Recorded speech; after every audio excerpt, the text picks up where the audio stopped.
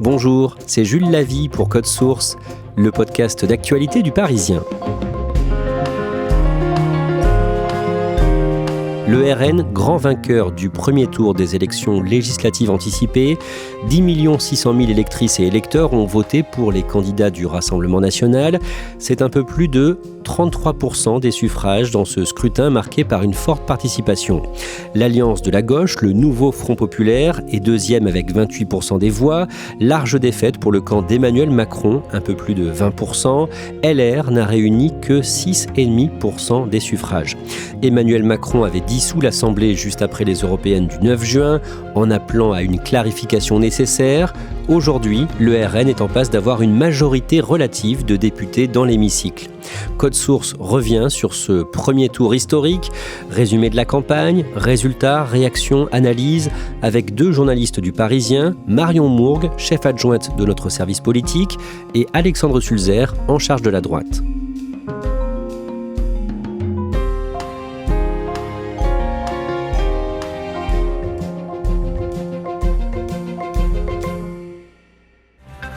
Il est 20h et c'est le Rassemblement national et ses alliés qui arrivent en tête à 34%. Derrière, le nouveau Front populaire à 28%. Ensemble, l'ex-majorité présidentielle à 20,3% ce soir. Marion Mourgue, quel est le bilan de ce premier tour ? Un Rassemblement national très fort et très clairement, dès les premiers résultats qui tombent dans la soirée. Un front de gauche qui se maintient mais qui ne parvient pas à réussir son pari qui était d'arriver à Matignon. Et puis une Macronie qui, pour le coup, est KO, avec très peu de victoires au premier tour et une majorité qui est divisée par au moins 3 par rapport au score de 2017. Avant de revenir dans le détail sur les résultats de ce scrutin, on va rappeler en quelques minutes l'essentiel de cette campagne express de 3 semaines. Le dimanche 9 juin à 21h, une heure après l'annonce de la large victoire du RN aux européennes, 31% des voix, Emmanuel Macron annonce la dissolution de l'Assemblée. J'ai décidé de vous redonner le choix de notre avenir parlementaire par le vote. Je dissous donc ce soir l'Assemblée nationale. Marion Mourgue, cette décision prise seule avec un petit groupe de conseillers est très critiquée au sein même de la Macronie. Et quelques jours plus tard, dans Le Parisien, l'un des soutiens du président explique cette décision en disant qu'il a été profondément blessé par l'ampleur de la défaite de son camp aux européennes. Ça a pu jouer dans sa décision ?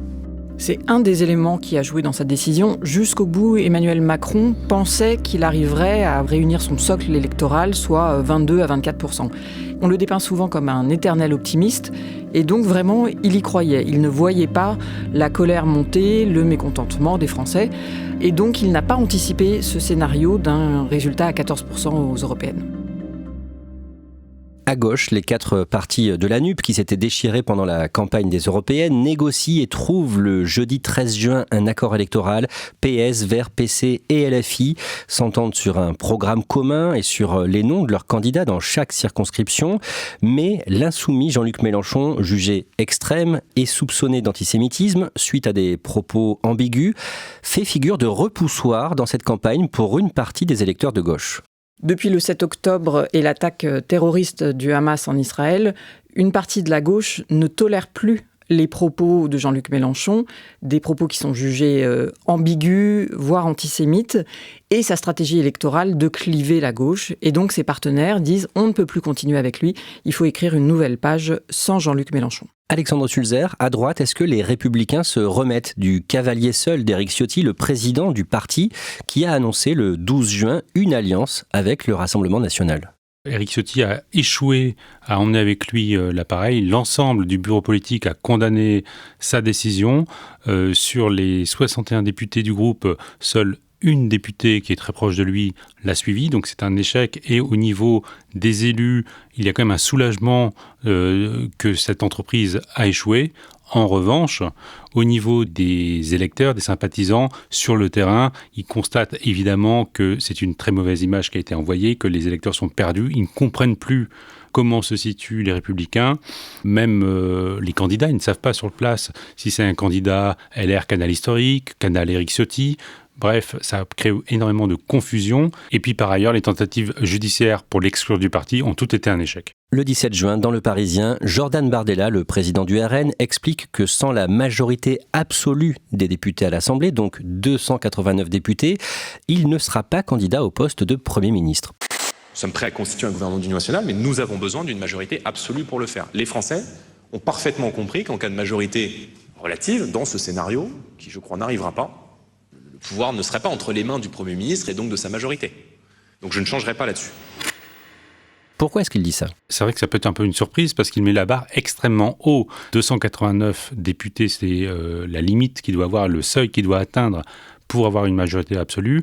Pour rappel, aujourd'hui, le Rassemblement national a 88 députés, donc il faudrait qu'il en ait 200 de plus, ce qui peut paraître énorme. En même temps, la situation politique leur est très favorable. C'est aussi une façon pour lui de mettre la pression sur les électeurs en leur disant, voilà, il faut vraiment que vous vous mobilisiez si vous voulez que nous accédions au pouvoir. C'est aussi quand même la volonté de ne pas reproduire ce qui est arrivé à Emmanuel Macron depuis 2022. On sait qu'Emmanuel Macron n'a pas eu de majorité absolue à l'Assemblée nationale. Il a dirigé la France pendant 2 ans avec une majorité relative, avec une difficulté persistante à faire passer des textes, des 49.3 à gogo qui lui sont reprochés, et Jordan Bardella n'a pas du tout envie de se retrouver dans cette configuration. Jordan Bardella entretient le flou sur plusieurs points de son programme, comme les retraites. Il tient une conférence de presse le lundi 24 juin pour détailler son projet. Et ce qu'on peut retenir, c'est qu'il veut exclure de certains postes stratégiques des Français et des Françaises qui ont aussi une autre nationalité. Nous n'entendons pas remettre en cause la double nationalité. En revanche, nous entendons effectivement réserver un certain nombre d'emplois stratégiques dans les secteurs notamment liés à la sécurité ou à la défense, exclusivement à des citoyens français. Alexandre Sulzer, ça entraîne une polémique parce que ça veut dire qu'à ses yeux, tous les Français ne sont pas français de la même façon. C'est pas du tout quelque chose que lui voulait mettre en avant. Lui, il voulait parler de pouvoir d'achat, de mesures d'urgence sur la sécurité, sur l'immigration. Mais en réalité, ce point spécifique, ce qu'il le met en lumière, c'est plusieurs gaffes en réalité. Quelques jours avant, Sébastien Chenu, donc l'un des cadres principaux du parti, a dit dans une émission que le Rassemblement national voulait empêcher la binationalité, interdire globalement la binationalité, ce qui est complètement faux depuis 2022. Le parti y a renoncé, mais il n'avait pas l'air de trop être au courant. Et le matin même de la conférence de presse de Jordan Bardella, Louis Alliot, un autre cadre important du parti, interrogé spécifiquement sur ce point de la binationalité pour certains emplois stratégique dans la fonction publique, a dit que ce n'était plus d'actualité, alors que ça l'était toujours. Donc le Rassemblement national a entretenu des ambiguïtés sur le sujet, qui fait que ce point très spécifique est devenu extrêmement polémique, parce que derrière, on soupçonne qu'il y ait un flou et donc un loup. Et Alexandre, cette polémique a rebondi le jeudi 27 juin au soir avec le monsieur éducation du RN qui a dit sur BFM TV qu'un ministre, quel que soit son portefeuille, ne pourrait pas être binational. Et on rappelle qu'en France, plus de 3 millions de Français sont binationaux, ont 2 nationalités. Oui, Roger Chudeau, puisqu'il s'agit de lui, estime qu'un ministre ne pourra pas avoir la binationalité parce que ça pose un problème de loyauté. Il prend comme exemple Najat Vallaud-Belkacem, qui a été ministre de l'Éducation nationale, en rappelant d'ailleurs, en faisant un lien direct avec le fait qu'elle aurait imposé, ce qu'il faut d'ailleurs, l'apprentissage de l'arabe au CP. Voulez-vous qu'on prenne un exemple précis ?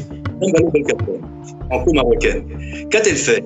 Elle a détruit le collège public, bien sûr, et surtout, elle a voulu instituer au CP, au cours préparatoire, des cours d'arabe. Bref, il raconte n'importe quoi par rapport au programme de Marine Le Pen. Tout de suite, Marine Le Pen est intervenue pour se désolidariser de cela, ce qui prouve bien en tout cas qu'ils ne sont pas du tout à l'aise stratégiquement sur ce sujet. Pendant toute la campagne électorale, tous les instituts de sondage donnent le RN victorieux de ces législatives. Alexandre Sulzer, dans la 3e et dernière semaine de campagne, est-ce que les cadres du RN à qui vous parlez croient en leur victoire ? Oui, ils affichent beaucoup de confiance. C'est vrai que sur le terrain, ils disent ressentir vraiment une dynamique. Alors évidemment, il y a une part de posture, puisque avant une élection, on dit rarement que ça va mal et qu'on sent mal les choses. Mais objectivement, c'est vrai que la situation leur est favorable. La Macronie s'est déchirée, a été extrêmement perturbée par la décision du président de la République de dissoudre. La droite a explosé, on l'a déjà évoqué, reconquête, la formation qu'avait créée Éric Zemmour, qui était donc un rival du Rassemblement national, a explosé en deux quelques jours après les européennes. Et le cordon sanitaire, par la décision d'Éric Ciotti, le fameux cordon sanitaire qui faisait qu'on ne devait pas faire alliance avec le RN, a lui aussi explosé. Donc en quelques jours, c'est vrai que la voie semble se dégager pour le parti. À la fin de cette campagne, le jeudi 27 juin, Marine Le Pen a accordé une interview au Télégramme de Brest et elle a dit qu'en cas de cohabitation, le titre de chef des armées du président serait honorifique. Est-ce que c'est une façon de mettre la pression sur Emmanuel Macron ? L'objectif de Marine Le Pen, c'est de mettre fin à une petite musique qu'on entend, qui est de dire que, en gros, en cas de cohabitation, Jordan Bardella gérerait les affaires internes, nationales, et Emmanuel Macron garderait la main haute sur la diplomatie, sur la défense. Or, les visions, les projets du Rassemblement national en matière européenne et sur le dossier ukrainien sont diamétralement opposés à la vision d'Emmanuel Macron. Et le Rassemblement national n'a pas du tout envie de laisser la main à Emmanuel Macron sur ce sujet-là. Elle dit ça pour montrer qu'elle ne se laissera pas faire et qu'elle entend bien assumer avec Jordan Bardella le pouvoir. Marion Mourgue, d'un mot, du côté de l'exécutif, on a très mal pris cette déclaration sur le rôle du chef de l'État qui serait honorifique concernant les armées en cas de cohabitation. La Macronie a identifié à la fois le danger de cette déclaration, les conséquences que ça pourrait avoir dans la réalité si le Rassemblement national était au pouvoir, et en même temps une opportunité électorale, puisque c'est une déclaration qui a pu inquiéter les Français. Et donc, les macronistes qui sont sur le terrain ont tout de suite vu qu'ils pouvaient l'utiliser en argument pour dire « Attention, si le Rassemblement national arrive au pouvoir, vous voyez, il y aura aussi des conséquences sur les institutions. » Pendant cette campagne, Emmanuel Macron a aussi dramatisé l'enjeu en parlant dans un podcast le lundi 24 juin d'un risque de guerre civile en cas de victoire, je cite, des extrêmes. Il renvoie dos à dos LFI et le RN. Si on va au bout de votre raisonnement, le pays explose ou c'est la guerre civile. Et c'est ça mon grand désaccord avec les deux extrêmes et ceux qui les suivent. Avec ce risque donc de guerre civile, les mots sont très forts. Les mots sont très forts, il les utilise sciemment, il utilise le terme à 7 reprises pendant cette heure et demie de podcast, et on verra le résultat, mais ce terme a été assez vite condamné, notamment par le président du Sénat, Gérard Larcher, dans une interview au Parisien, puisque pour lui, le terme de guerre civile ne peut pas être utilisé actuellement.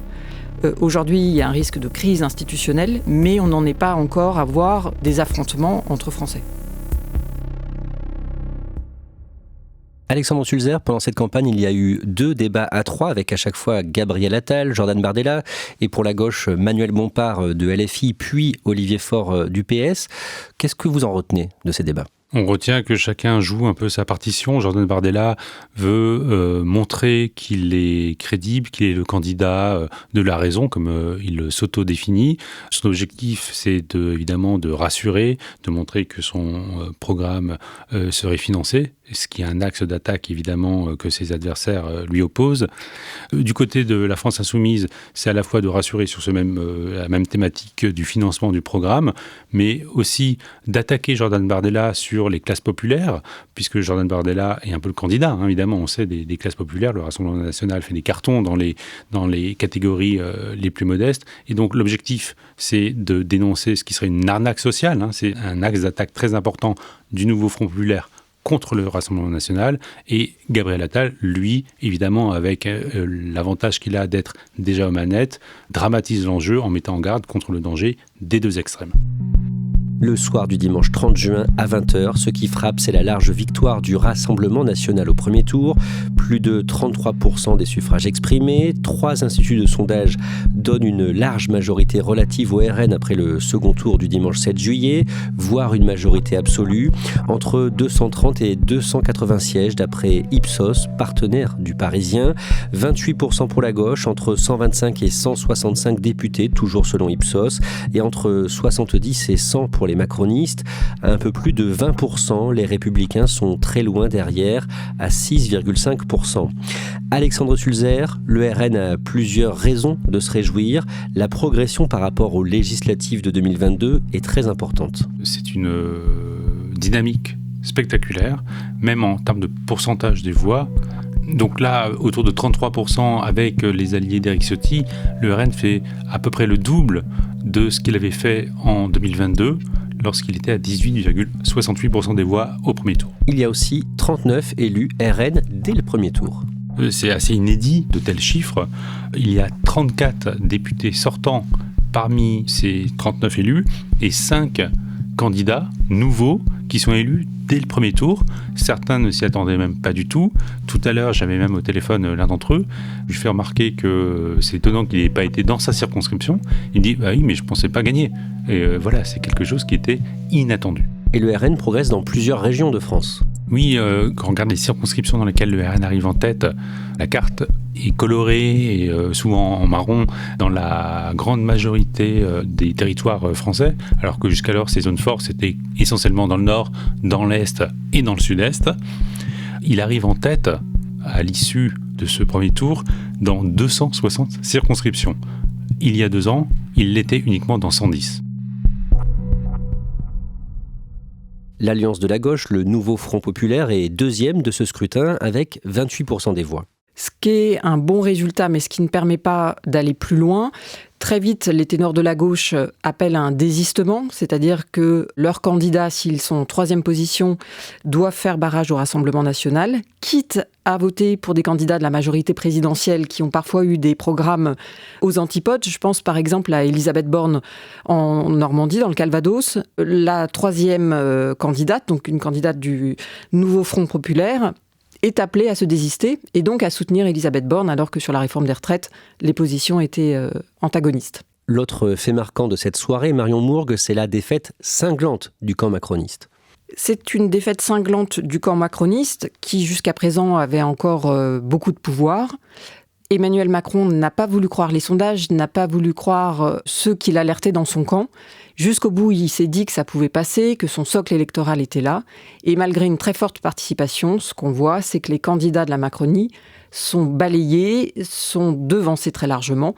Et ils ne pourront l'emporter que grâce au soutien notamment du nouveau Front populaire. Marion Mourgue, en tout début de soirée, Emmanuel Macron réagit par un communiqué. Que dit-il en résumé dans les grandes lignes ? Il explique qu'il y a une volonté des Français de clarifier la situation politique et il indique que le choix démocratique des Français, avec une large participation, nous oblige et que face au Rassemblement national, eh bien, l'heure est à un large rassemblement clairement démocrate et républicain pour le second tour. Alors, pour beaucoup, c'est pas très clair. C'est-à-dire que après le communiqué d'Emmanuel Macron, on a eu 50 nuances de positionnement entre François Bayrou, Édouard Philippe, Gabriel Attal et d'autres. Le positionnement de la Macronie n'est pas très clair pour le second tour. Ce que l'on comprend, c'est qu'il faut faire barrage au Rassemblement national. En tout cas, c'est leur appel aux électeurs. Mais ils ont tous une manière de le dire et de se positionner. Jean-Luc Mélenchon intervient avant 20h30 et son message est clair. En cas de triangulaire et si le nouveau Front populaire est arrivé 3e, nous retirerons notre candidature. Nulle part, nous ne permettrons au RN de l'emporter et c'est pourquoi, dans l'hypothèse où il serait arrivé en tête tandis que nous ne serions qu'en 3e position, nous retirerons notre candidature. De son côté, dans sa réaction, Jordan Bardella appelle à amplifier ce résultat au second tour et il se présente comme un rempart à la France insoumise qui représente, dit-il, un péril existentiel pour le pays. Monsieur Mélenchon et ses amis font courir à notre nation un péril existentiel. Alexandre Sulzer, quel est le message de Jordan Bardella en résumé ? Il est très simple, c'est de jouer à fond la carte anti-Mélenchon. Jordan Bardella a bien conscience que Jean-Luc Mélenchon suscite beaucoup de rejet, beaucoup de défiance dans l'opinion. C'est vrai pour une partie de la gauche, c'est vrai pour une grande partie de l'électorat macroniste et c'est vrai largement de l'électorat de droite. Et donc il se sert à fond de ce levier. En quelque sorte, il essaie de constituer une sorte de front républicain inversé. Il se présente comme le meilleur rempart contre le danger, l'extrémisme que représenterait Jean-Luc Mélenchon comme un garant des institutions. C'est un retournement complet du positionnement du Rassemblement national par rapport à ce qu'a été son histoire et par rapport aux luttes qu'il a menées jusqu'alors. L'ancien chef du gouvernement, Édouard Philippe, allié d'Emmanuel Macron, appelle les candidats de son parti Horizon, qui sont arrivés 3e, à se retirer pour éviter l'élection de députés RN ou la France insoumise. Après 22h, le Premier ministre Gabriel Attal prend la parole de Matignon et il donne une consigne sans équivoque. Je le dis à chacun de nos électeurs, pas une voix ne doit aller au Rassemblement national. Marion Mourgue, c'est ce que vous disiez, jusque-là les macronistes n'ont pas été clairs. Oui, Gabriel Attal s'est fait remarquer quand il prend cette position, puisque déjà, il parle depuis Matignon. Ensuite, il a une position qui paraît beaucoup plus claire que celle du président de la République et qui est saluée très rapidement par les électeurs de gauche. Ensuite, Gabriel Attal réussit le résultat du premier tour, c'est-à-dire qu'il n'est pas qualifié encore, mais enfin, il est en position de l'emporter très facilement. Donc, ce dimanche soir, il a pris un peu date aussi pour la suite. Plusieurs personnalités ont été élues dès le premier tour. À gauche, le PS Olivier Faure, les LFI Mathilde Panot et Manuel Bompard, ou encore l'écologiste Sandrine Rousseau, au RN, Marine Le Pen ou encore Sébastien Chenu, le vice-président du Rassemblement national. On connaîtra précisément les candidats en lice au second tour, ce mardi à 18h, c'est la date limite de dépôt des candidatures. Marion Mourgue, au moment où on enregistre ce podcast, le lundi 1er juillet en fin de matinée. Si on se résume, le scénario le plus probable pour dimanche, c'est une majorité relative pour le RN ? C'est une majorité relative pour le RN très forte, grâce notamment aux députés d'Éric Ciotti, donc les LR-RN. À ce stade, on ne sait pas encore s'ils arriveront à avoir la majorité absolue, mais comme il y a justement ce désistement des troisièmes candidats pour généralement les candidats d'ensemble, il se peut que le Rassemblement national rate son pari de la majorité absolue. Jordan Bardella a dit qu'il n'irait pas à Matignon s'il n'obtient pas la majorité absolue, donc 289 sièges. Que se passera-t-il si le RN est proche de la majorité absolue, disons 265 ou 270 sièges ?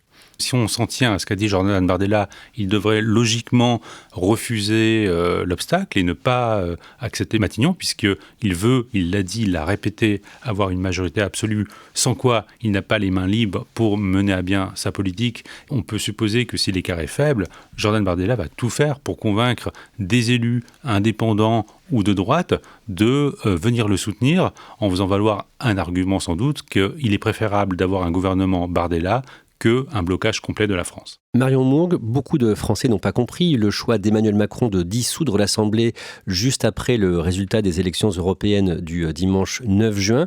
Aujourd'hui, l'un des effets de cette dissolution, c'est que la Macronie est KO. Oui, la Macronie ressort largement divisée de cette dissolution, qu'elle n'a d'ailleurs pas très bien compris. Et il y a cette phrase du président du Sénat, Gérard Larcher, qui disait la semaine dernière dans nos colonnes « Une dissolution, en principe, ça doit régler une crise et pas la provoquer ». Or, depuis la dissolution, ce ne sont que des crises en série. Pour Emmanuel Macron, non seulement il y avait cet optimisme de penser qu'il y arriverait, et donc il était persuadé que son bloc, son socle, allait se mobiliser de manière suffisante. Ce qu'il n'a pas mesuré, le président de la République, c'est le rejet dont il fait preuve sur le terrain. Ce que les candidats de la Macronie ont vu en lui demandant de ne pas s'impliquer dans la campagne, en essayant qu'il n'y ait pas sa photo sur le tract. Mais ça, il est évidemment très dur pour un chef de l'État de le voir, et on l'avait constaté avec ses prédécesseurs. Est-ce qu'on sait ce qui se dit aujourd'hui dans l'entourage du chef de l'État ? Dans l'entourage du chef de l'État, on continue de penser que c'était une bonne idée de dissoudre, en disant de toute façon, il est toujours légitime de redonner la parole au peuple, qui est seul souverain. Ils ont passé la nuit à regarder les circonscriptions, les cartes électorales, pour voir comment envisager le second tour. Mais jusqu'à présent, il n'est pas formulé, en tout cas en public, que la dissolution était une erreur. Alexandre Sulzer, les cadres du RN avec qui vous avez pu échanger, eux, ils disent quoi aujourd'hui ? Ils affichent évidemment beaucoup de confiance. Les résultats étaient très hauts. Et évidemment, il y a un aspect tactique. Ils ne vont pas, alors qu'ils n'ont jamais été aussi hauts, afficher une forme de résignation. Ils ne vont pas avouer qu'en réalité, la majorité absolue n'est absolument pas garantie. Donc, ce qui domine, c'est la satisfaction et maintenant le besoin d'amplifier, parce qu'ils en ont besoin, cette dynamique pour le second tour. Au-delà du second tour, on s'achemine vers une période forcément compliquée au niveau politique, une crise, comme disait Gérard Larcher, le président du Sénat. C'est une période compliquée. La crise, on verra, ça dépend des résultats du second tour. C'est une période compliquée puisque on est en période des Jeux Olympiques, que le monde entier nous regarde, qu'on est en période estivale aussi, avec l'arrivée d'une nouvelle assemblée, donc il va falloir de toute façon installer. Le 18 juillet, il y aura le choix du président ou de la présidente de l'Assemblée nationale, d'une session parlementaire jusqu'au 2 août, et peut-être d'une session extraordinaire pour voter les premiers textes. Donc de toute façon, c'est un été très chargé politiquement, et l'Assemblée sera forcément divisée en plusieurs blocs. Emmanuel Macron ne peut plus dissoudre l'Assemblée pendant 1 an. Ça va forcément être une situation très compliquée pour lui à l'Élysée. Oui, puisque jusqu'à juillet 2025, il devra faire avec cette Assemblée. qui sera de toute façon morcelé. Il peut y avoir des ententes sur certains textes, mais il aura perdu du pouvoir dans cette séquence et il lui faudra attendre pour essayer de reconstruire quelque chose avant 2027, avant la prochaine présidentielle, sachant qu'il ne pourra de toute façon pas se représenter.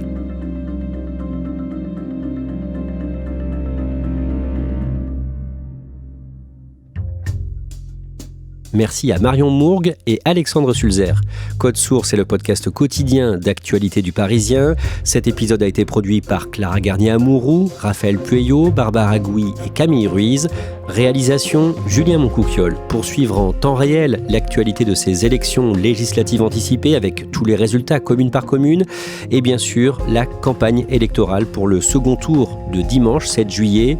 Rendez-vous sur leparisien.fr.